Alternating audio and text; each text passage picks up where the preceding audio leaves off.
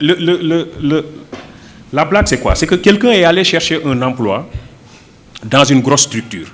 Il voulait être gardien, parce que lui n'est pas allé à l'école. Il voulait être gardien dans cette structure. Il s'est présenté au directeur des ressources humaines, qui lui dit, est-ce que tu as une adresse mail pour qu'on vous envoie le dossier à fournir? Le monsieur dit, j'ai pas d'adresse mail. On lui dit donc, tu ne peux pas être gardien chez nous. Parce que ça, c'est le minimum, il faut avoir une adresse mail.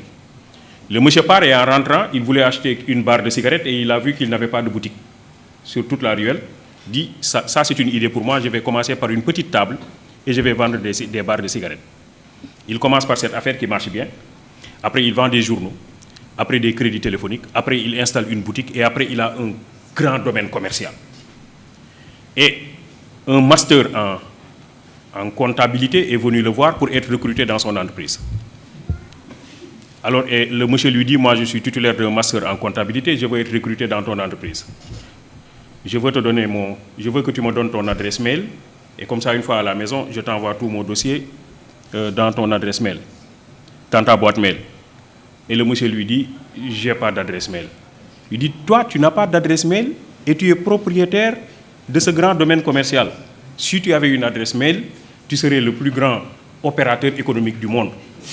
Il lui dit, si j'avais une adresse mail, je serais gardien. En réalité, ce que je vous dis, c'est que c'est ça aussi l'entrepreneuriat. L'idée, c'est quoi? L'idée, c'est se connecter à soi. Et pour pouvoir interroger les multiples opportunités qui existent dans la localité, dans l'environnement.